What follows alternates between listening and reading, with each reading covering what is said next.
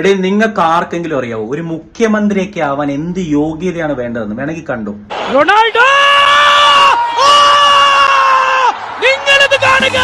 സ്കൂട്ടറിൽ അങ്ങനെ പോവാണ് എറണാകുളം മഞ്ഞളൂർ പഞ്ചായത്തിലെ 13-ാം വാർഡ് മെമ്പർ സഖാവ് പി സുധാകരൻ. പെട്ടെന്നായിരുന്നു അത്.